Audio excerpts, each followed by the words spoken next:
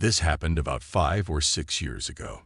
For some context, my neighbor, we'll call him Chester, is your stereotypical weekend outdoorsman type. He owns at least 10 different baseball caps, and they all have camo on them. He's one of those. He drives a Jeep, which will be important later, and usually spends his weekends either hunting, fishing, or prepping for when the bombs drop. I tried to explain to him once that we were within the fallout range of a major city, so if it got hit we'd be screwed either way. But whatever. Everyone needs a hobby, and some people's is collecting canned peaches.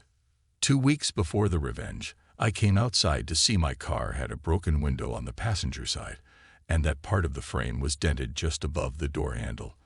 I can tell immediately from the size and shape of the dent exactly what it was from.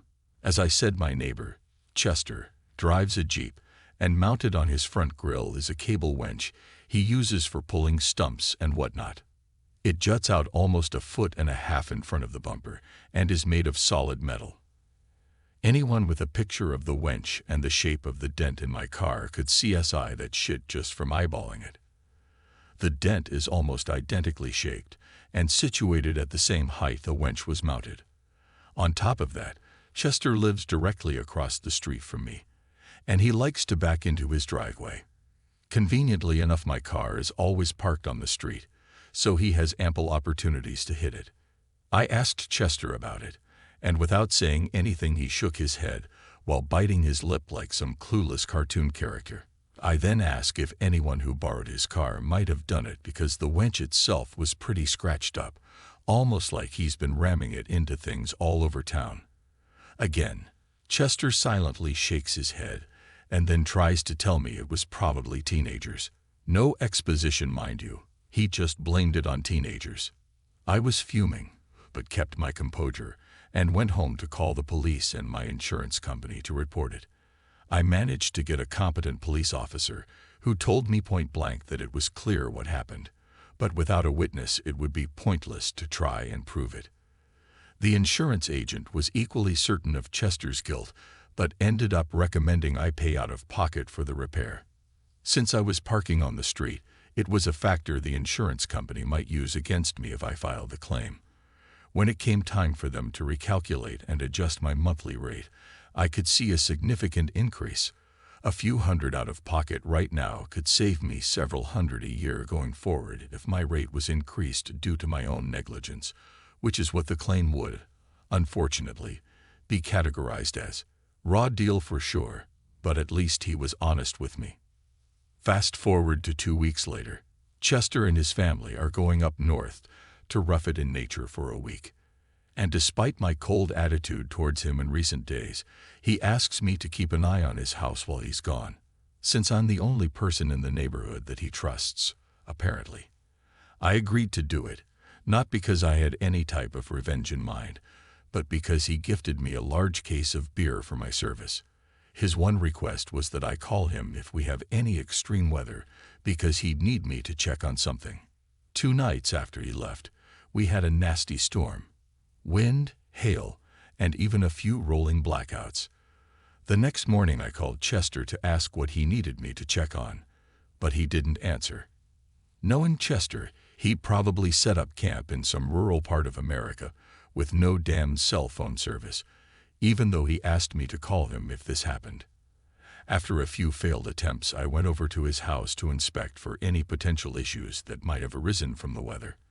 I figured he was probably worried about his garage flooding, since his yard was frequently a moat after heavy rain. I went into the garage and there was no flooding, but something caught my eye immediately. 4 large freezer chests, lined up side by side, taking up a huge chunk of the wall. I peeked inside one, and immediately realized what Chester was worried about. All 4 of them were packed from floor to lid with meat. Some of it was still in packages from the grocery store, and some of it was wrapped in butcher paper, likely game picked up from Chester's hunting exploits. But on the top of one of the freezers was something else that seemed out of place. It was a red Solo cup full of frozen water, with a penny sitting on top. I thought that was weird and dismissed it immediately, but curiosity got the better of me later that day when I got home. I decided to Google it, And what I learned instantly clicked as a way to get the ultimate revenge on Chester for hitting my car and sticking me with the repair bill. There's an old life hack that people used to use when they went on vacation. You freeze a cup of water, then place a penny on top of it and stick it in your freezer. If your power goes out, the water will eventually melt, and the penny will fall to the bottom of the cup. If you return home, and the penny is at the bottom of the cup, your freezer was off for an extended period of time, and now everything in it has potentially defrosted and become unfit for consumption. I immediately got up and ran back to Chester's garage to scope out the legitimacy of my nefarious deed. As luck would have it, Chester's circuit breaker was hidden behind a tool shelf, not directly visible to the naked eye. Who would put a shelf in front of a circuit breaker? Chester, of course. So I promptly took the cup out of the freezer and sat it on Chester's porch to let it get a little sun. After a few hours, the ice had melted enough that the penny slipped right to the bottom of the cup. I then put the cup back in the freezer, being very careful to position it exactly where it was when I took it out, before moving on to the last phase of my insidious plan. I started blowing up Chester's phone with calls and frantic text messages. "Chester, where is your circuit breaker? I can't find it, and your power is off. Get back to me, ASAP." I did this countless times over the next 2 days before I finally got a call back from Chester. He told me immediately where to go in his garage to find the circuit breaker, which of course I already knew thanks to my prior detective work. I sat the phone down and flipped the circuit breaker twice. Once to turn it off and then a second time to turn it back on, giving it just enough time to mess with the digital clocks on all his appliances. And with that, my revenge was complete. All that was left was for Chester to come back home, which took another 2 days. When Chester got back home, I was nervous, but eager to see if my charade had worked. The next day, I got a knock on my door. It was Chester. He asked me if I wanted some meat to give to my dogs. Apparently, the power had been off for too long and all the meat in his freezers had thawed out while he was gone, so he was throwing it out. I asked him how much he had, and he said it was probably somewhere close to $300. He didn't want to waste it all, so he asked if I wanted to give some to my dogs. I graciously helped myself to roughly half a freezer's worth of meat, some of which I stored in my own fridge, and the rest Chester was nice enough to offer to hold onto in his freezer until I needed it. The kicker is that Chester had no idea the meat never actually defrosted and was still perfectly good. That night I helped myself and my dogs to a couple of nice steaks, courtesy of old Chester himself, who was still busy walking the neighborhood unloading the tainted meat on anyone who had a cat or dog that might want it. It was at least 4 or 5 months before me and my dogs went through all the meat Chester had given us. I don't know if I made all my money back for the repairs on my car, but I didn't have to buy any meat for many a fortnight. Next story. Let's call him Joe. I have to call him something. The man I ruined, but I can't call him by his real name. So let's call him Joe. Joe was a wife beater. I was hired by Joe's brother-in-law, the brother of the wife that Joe beat. My client was also Joe's ex-business partner. Aside from the whole "you beat up my sister" thing, my client had another beef with Joe, a serious business beef. My client took it to court and gave me the case to handle. Joe and his lawyers fought me long and hard. Joe was confident that his bullshit and outright perjury would carry the day. It had always worked before. His bullshit and his fists had won him a good settlement with his ex-wife, free of child support. So maybe he thought that threats and lies would carry the day once more, but he was wrong. And after the trial, I had a judgment against him. A big judgment, far bigger than he could pay. Joe twisted, and he turned, and he shimmied and shaked, but after a while I'd located and taken all his assets. It was easy, really. Joe had no thought of consequences, and so he didn't lawyer up until it was too late. If one of my clients ever sues you, you're in trouble, because my clients lawyer up before they even know your name. But Joe didn't lawyer up until the process server threw the papers at his feet, and by then, it was far too late. I went through Joe's assets like a meat grinder, And after a while, Joe had but one property left, a house, and he clung to that house, for it was rented out, and his sole source of income. Joe lived in the unfinished basement, and he survived on what the upstairs tenants paid him. He cashed the rent checks at payday loan places, paying hefty fees, but it was worth it, because he knew that I'd garnish any bank account that he opened. Joe managed to hide his rental place from me for a while, because he owned it through a numbered company, but my investigator found him one day and followed him home. Joe self-repped his way through the next stage, which took a couple of years, while I punctured his corporate veils and his sad efforts at a fraudulent conveyance. But in the end, I had his last house, the house where he lived in the unfinished basement. Joe stepped out one day to get a pack of cigarettes, and when he came back, the sheriff had changed the locks. "Can my client at least live in the basement?" Joe's lawyer said to me, "Pro bono," because by this point, Joe had nothing to pay lawyers. I knew the pro bono guy. He practiced law nearby. As I was talking to him, I could see pro bono guy's office window across the parking lot from my office tower window. "Ask the purchaser," I said. "It's out of my hands." And it was. I told Joe's lawyer that the new owner, a nominee, one of my client's employees, wouldn't let him back into his shitty basement apartment. Joe, a man who had owned this, and that here and there and all over town had just lost the last thing he owned on earth, except for his truck. He still had his truck left. Joe's truck was this big-ass gas-guzzling beast that he drove around in. It was too old and too frail to be worth seizing, so I let Joe keep it, and I was glad I did that, because now the truck was where Joe slept. Until he made a mistake and lost his truck too. He lost his truck the day I got a phone call from the tenants at the house that Joe used to own. He came back and parked his truck across the driveway. The tenant said, adding that Joe had gone nuts. He'd parked his truck there in a rage, out of spite, and then walked into town, saying he'd be back later that day to sleep in his truck. "Can you get around the truck?" I asked. The tenant could not. The driveway was blocked. I called one of the tow truck guys that I used to defend back in my criminal lawyer days, and in a couple of hours that truck was gone, and parked somewhere else, somewhere special, in accordance with my specific instructions. "My guy wants his truck back," the pro bono lawyer said the next day when he called me. "Not happening," I said. I stood in my office 15 floors above the parking lot and looked down where I imagined my pro bono counterpart was standing in his office, facing the same lot. "But you have no right to the truck," he said. "He has no right to block a man's driveway," I replied. It was terrible. Really, standing up high, pronouncing words that took away a man's final asset, the last thing he owned on earth. I imagined that this must be what God feels like, before he strips a man of everything and sends him to hell. "Are you really gonna make me go to court over this?" said pro bono guy. "Do what you gotta do," I said, and pro bono guy said his client was coming in the next day to sign an affidavit, and then they were going to court to get the truck back. But I was unconcerned.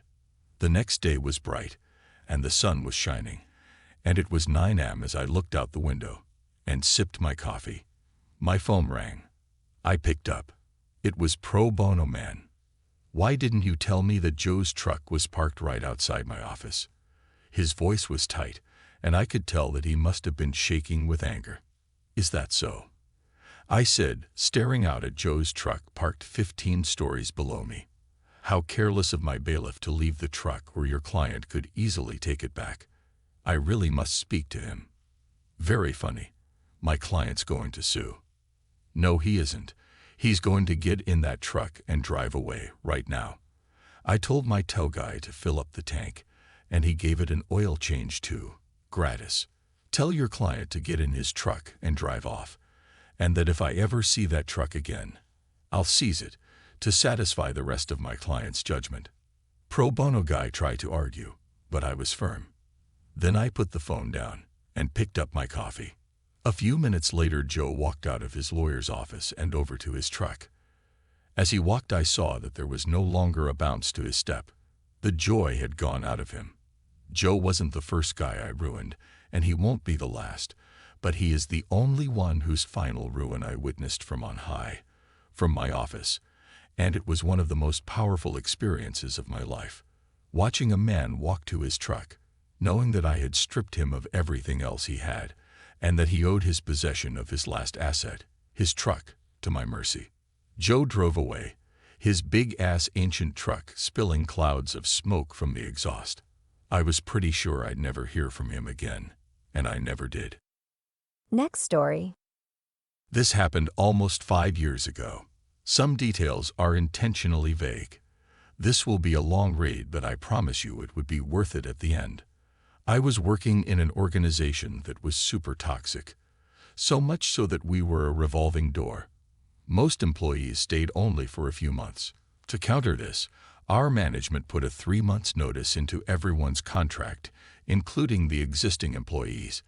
It's not strictly illegal where this happened, but very unusual. I believe the idea behind that was to make it harder for the employees to find a job outside, as potential employers didn't usually want to wait for 3 months. However, this didn't work, as most people simply quit and waited for a month or two before starting their job hunt. I was there for almost 4 years. I needed the money, so I put up with whatever abusive shit was thrown at me. My boss was a guy we'll call Vince, not actual name.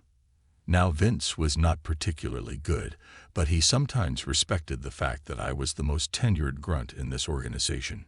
Do note that after about 2 years, I was doing a lot of additional work in addition to my official responsibilities, primarily because I was the only one who knew how to do those.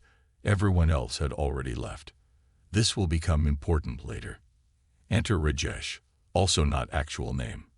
Rajesh was poached from a somewhat infamous company and was literally flown in from a different continent. He was brought in to strategically improve our division. This was quite strange given that our division generated most profits. Within months, Rajesh made the environment even more toxic. He pulled Vince's team under him and got Vince fired, and he actively encouraged us grunts to spy on each other. Rajesh also had it out for me from day one. Until today, I don't know why. He started making my life much harder than the others. This culminated in him taking me aside and telling me that I was not pulling my weight. Now at this point I was doing quite well in the organization, plus I have been doing a lot of additional work critical to our business, since only I knew certain systems and processes, see high attrition above. So I was quite angry. I started looking out. I wasn't still brave enough to quit and start looking. Fortunately, I was able to find a job that was willing to wait the 3 months. So it was my turn to take Rajesh aside and tell him I quit. Boy, Rajesh was pissed. He went from denial, "You can't quit," to negotiation. "What if I give you a raise at the year end?" before acceptance. Thus, I was serving my notice and working away like an honest bee, my usual work plus the additional work. At this point, I was called in by HR and told that Rajesh wanted me gone. The insane part was that they wanted me to pay the company for the 2.5 months shortfall in notice. I obviously refused, then went back and checked the contract. Turns out that a notice of less than 3 months could only happen through mutual consent, and the initiating party, company if they wanted me gone sooner, or me if I wanted to leave earlier, had to compensate the other party for the shortfall. The next day, I stopped doing almost all of my work. I logged in and logged out my hours and did jack shit. I stopped doing any additional work I have been doing and started taking it really slow on my primary job responsibilities. Since no one else understood the details of what I did, I knew it would be very hard for Rajesh or HR to prove that I was doing any of this on purpose. Then I sat back with my popcorn. Soon there was a complete meltdown all around. Rajesh would pull me into meetings and scream and try to bully me, and I would say nothing but smirk to his face. Next, they tried to have someone else learn the additional work I used to do from me so that they could do what I did. Remember I said earlier how I was the only one who knew some of the old systems and processes? Well, now I claimed I didn't really remember any of them. So obviously there could be no handover. Rajesh could do nothing as none of this had been my responsibility or part of my contract, since the leadership had been only too happy to see me do this for free. Soon my workplace turned into a dumpster fire. The HR/Rajesh smartened up and offered to buy out my notice if I cooperated and helped transition my work. I refused. Then, to twist the knife further, I started having meetings with fellow grunts. Remember, everyone was always a newbie, and encouraging them to leave as well. Indirectly, nothing that could implicate me. HR tried to get me to leave twice more, but I ended up serving the full 3 months. Remember the mutual consent part. TLDR. Boss screws me over and tries to extort me. I start a dumpster fire. Edit. Made minor edits for better readability. Thanks for the feedback, kind people. Edit 2. Since a lot of people asked, the company is still around. They started outsourcing a lot of our work to Asia, specifically the country that Rajesh was originally from, where I believe the labor laws are much less stringent and employees are much more willing to put up with a toxic work environment. Rajesh is also doing very well for himself. He has now moved to yet another country, one a lot of Redditors are from, and is with an employer that employs a fuck-ton of people. I suspect some of you reading this have, or will come in contact directly or indirectly with him. My condolences.